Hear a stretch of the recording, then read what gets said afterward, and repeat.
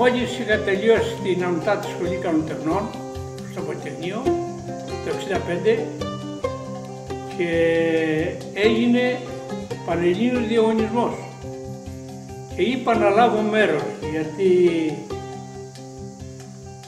τα Ανόγια, γενικά η Κρήτη μας είχε συγκινήσει πολύ, γιατί παιδάκι μικρό που ήμουνα, όταν βομβαρδιζότανε με την αεροαπόβαση, ακούγαμε όλο το θόρυβο εδώ από τους οβόβους και οι γυναίκες κλαίγανε και παρακαλάγανε να μην σκοτωθούν άνθρωποι.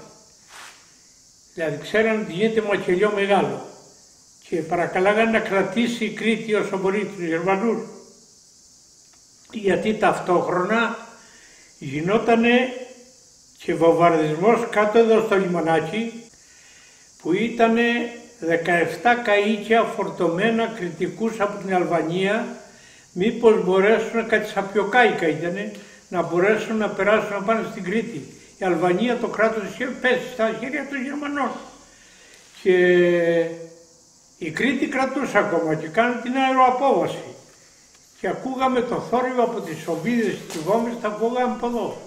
Και ένας μάλιστα από τους κριτικούς σκοτώθηκε εδώ κάτω και τον είχε θάψει ο πατέρας μου και μετά από χρόνια ήρθαν και τον ζητήσανε εκεί που τον είχε θάψει και πήγε ο πατέρας μου και σκάψανε, αλλά ήταν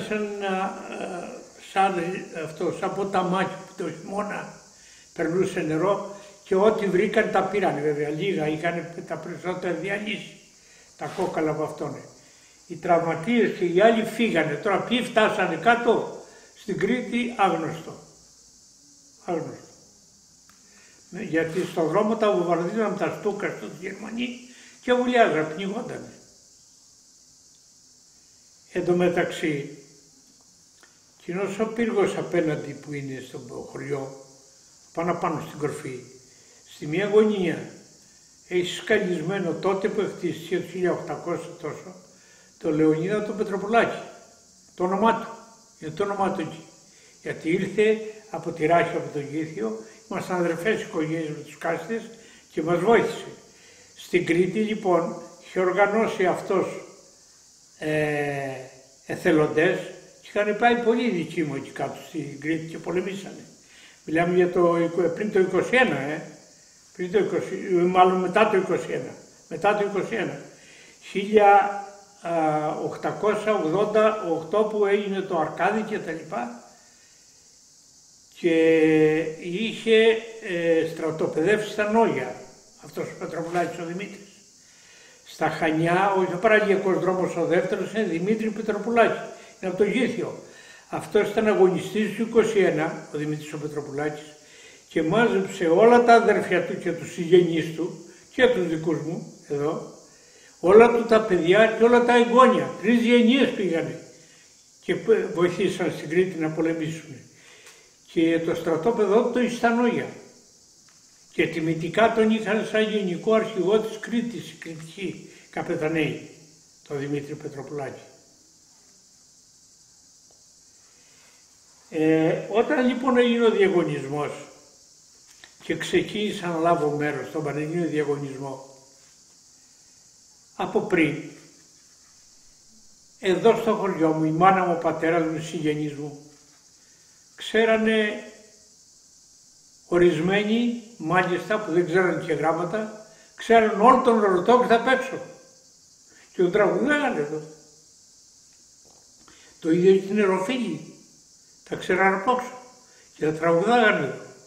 Και εμένα με είχε συγκινήσει πολύ η Κρήτη και έλεγα τι θα κάνω στην Κρήτη, είναι κάτι αξιόλογο μέρος, δεν την ήξερα την Κρήτη, όχι την ήξερα την Κρήτη στο διαγωνισμό.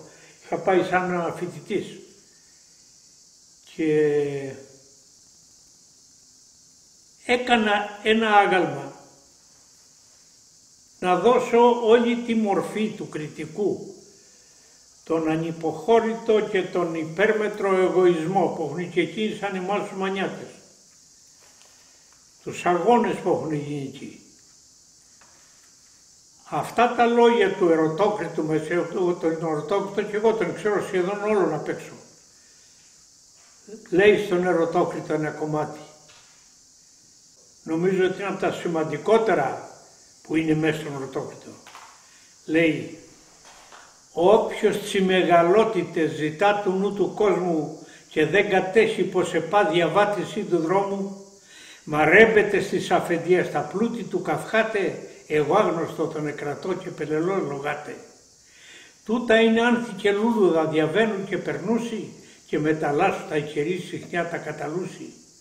Σαν το γυαλί ραΐζουν, σαν τον καπνό διαβαίνουν, ποτέ δεν στέκω ασάλευτα μα πιλαλούν και πιένουν. Και όπου κατέχει να μιλεί με γνώση και με τρόπο, κάνει να κλαίνει και να γελούν τα μάτια των ανθρώπων. Η γλώσσα φέρνει την τιμή και η γνώση την πρεπίζει και η μοίρα του τον άνθρωπο τον εκαλινορίζει. Νομίζω ότι είναι από τα καλύτερα κομμάτια από όλο τον Ερωτόκριτο. Το ξέρω πάρα πολύ τον Ερωτόκριτο. Και από του Χορτάτζη νομίζω, την Εροφίλη του Χορτάτζη, που νομίζω ότι είναι γραμμένο τώρα, λέει ο Χορτάτζης. Του πλούτου αχορταγιά, της δόξας πείνα, του χρυσαφιού ακριβιά καταραμένη, πόσα κορμιά για σας τη γη νεκρά απομείναν, πόσοι άδικοι πολέμοι σηκωμένοι. Νομίζω είναι τώρα γραμμένο. Ο Μιχάλης ο Σκουλάς ήταν διευθυντής νομαρχιών τότε που έγινε ο διαγωνισμός και μάλιστα ένας από την Επιτροπή, ένας γλύπτης, δεν μιλιόμουνα με δάφτονη, είχα τσακωθεί και δεν ήθελε να μου το δώσει που ήρθα πρώτος. Και ο Μιχάλης ο Σκουλάς που εκπροσωπούσε το δήμαρχο λέει, όχι, εγώ μόλις το είδα αυτό είπα την λέει, το άγαλμα, δεν ξεχώριζα από όλα τα άλλα. Και εκείνος λέει, έβρισκε δικαιολογία και λέει ότι είμαι νέος, μόλις κατηρίωσες όλοι κάνουν τεχνών. Και είναι από τα καλύτερα που έχω κάνει, ήταν το πρώτο. Όχι λέει, αυτό λέει, αφού εγκρίθηκε από όλη την Επιτροπή ομόφωνα, την Επιτροπή που την είχε στείλει το καλλιτεχνικό μελητήριο. Και με το Σπαχή μετά, τον δήμαρχο, είχα μία συναλλαγή τόσο άψογη, ο λόγος του ήταν συμβόλαιο. Δεν είχα κανένα πρόβλημα. Οικονομικό αυτό τίποτα, να με φιλοξενήσουν, τα λεφτά που είχαμε συμφωνήσει στην ώρα τους όλα, πολύ καλά. Και έτσι ξεκίνησα ή το έκανα. Έπρεπε να κάνω κάτι που να συμβολίζει, αφού τα νόγια ήταν και ψηλά πολύ εκεί, να συμβολίζει όλο το δυνατό της Κρήτης, αυτό την αντίσταση της που είχε κάνει. Και έπρεπε να φτιάσω έναν κριτικό, να μην κάνω έναν στρατιώτη, αλλά έναν κριτικό με τα τόπια ρούχα, που να πατάει γερά κάτω και ταυτόχρονα να έχει μια ανάταση προς τα πάνω, προφυλάγοντας, ελέγχοντας, φυλάγοντας όλη την Κρήτη, όλο το νησί, το βλέμμα του ψηλά. Και δεν ήθελα να τον εκάνω σε θεατρική στάση, να έχει σηκώσει το σπαθί ή να κάνει και επιτίθεται, αλλά να του κάνω μια κίνηση τέτοια, γιατί τη σημαντικότερη κίνηση στα γάλματα, την πιο έντονη, την έχουν οι κούροι, γιατί είναι μια κίνηση που πρόκειται να γίνει. Λοιπόν και εγώ τον έκανα και έχει το χέρι του κοντά στο, έτοιμο να το πάει να τραβήξει το σπαθί, το μαχαίρι. Δεν του το έχω κάνει να το βάλω στο χέρι, να το βγάλει και να κάνει θεατρικά. Είναι μία κίνηση που πρόκειται να γίνει και γι' αυτό το έργο έχει πετύχει και έχει γίνει πάρα πολύ καλό και τώρα με αυτή την πείρα των 91 χρόνων συνεχίζει να μου αρέσει πάρα πολύ. Στην πορεία όλη αυτή, εγώ διάβασα πολύ την ιστορία της Κρήτης και τα τραγούδια της τα παλιά και είχα συγκινηθεί πάρα πολύ με το Φουσταλιέρι, με το Ροδινό και είχα συγκινηθεί πολύ και με την ανατείναξη του Αρκαδιού.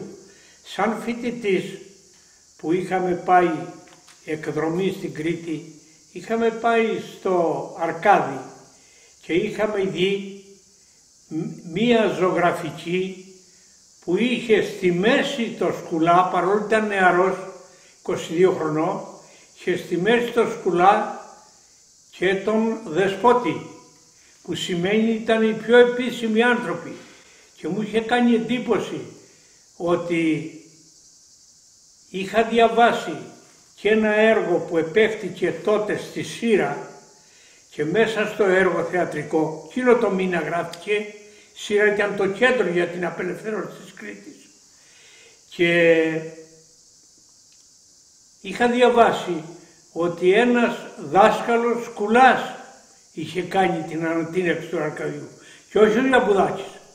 Το Γιαπουδάκη τον εβάλανε πολύ μετά ότι έκανε την ανατείναξη.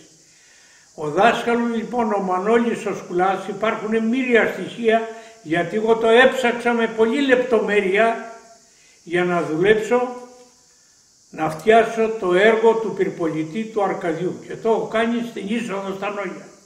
Το άλλο είναι στην πλατεία στα Νόγια, στο Αρμί, μπροστά από το Δημαρχείο κοντά. Το άλλο είναι στην είσοδο του Σκουλά. Το έκανα τελευταία. Νομίζω ότι στα Νόγια έχει ριζώσει κατά κάποιο τρόπο ένα χοντρό ψέμα της ιστορίας από το επίσημο κράτος, γιατί όπως έχουν βάλει τον παλαιό πατρόν Γερμανό ότι κήρυξε την Επανάσταση στην Άγια Λαύρα, που είναι ψέμα 100%, ο Δασκαλάκης, ο καθηγητής που τον έχει ψάξει, άφησε που έχει 2 βιβλία από μνημονέα, θα τα αφήσει ο παλαιό πατρόν Γερμανός, δεν αναφέρει τέτοιο πράγμα. Λέει ότι όλες τις μέρες ήταν στην Πάτρα, δεν πήγε ποτέ στην Άγια Λαύρα ο παλαιό πατρόν Γερμανός.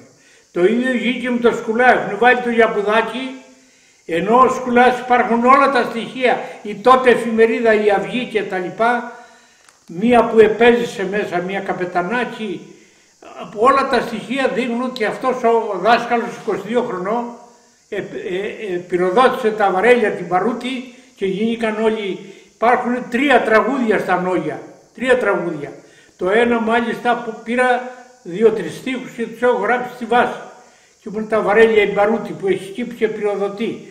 Παίρνει την τελευταία απόφαση, τη μοιραία, και πυροδοτεί στην αποδίκη. Και λέει, αυτός όταν κατέβηκε από την Αθήνα, ξέρουμε που ήταν δάσκαλος, ξέρουμε που είχε διδάξει, είχαν σκοτωθεί 2 του αδέρφια στην Επανάσταση της Κρήτης, και ο αδερφός του, ο Μιχάλης ο Σκουλάς, ήταν αρχηγός στο Νόγια στο Μιλοπόταμο, και τον έστειλε να δει τι γίνεται με την προετοιμασία στα Ορκάδη. Και πήγε, και αφού πήγε έμεινε μέσα εκεί ο Σκουλάς. Και στο βάση απάνω το αγαλματός έχω βάλει, όταν γύρισε στα Νόγια ρεβωνιάστηκε μία Κεφαλογιάννη, που τον Κεφαλογιάννη τον λένε Γκούτι στα Νόγια, παρατσούκλι. Όσοι συνήθως στα χωριά έχουν όλα παρατσούκλια. Λοιπόν, και λέει Μαντινάδα, το τραγούδι είναι μεγάλο, 2-3 σελίδες, με μια πιστόλα σημωτή του Γκούτι του Δημήτρη, κεντά ο Σκουλάς στο Τζεπανέ και σύστηκε όλη η Κρήτη. Του είχε χαρίσει τα ρεβόνια την αδερφή του Κεφαλογιάννη, του Γκούτι, την αδερφή, και του χάρισε μια σημαίνια πιστόλα ο κουνιάδος του. Και με εκείνη την πιστόλα επηρεαδόταν στην Παρούτη, και το λέει στο τραγούδι του, και έβαλε αυτούς τους στίχους.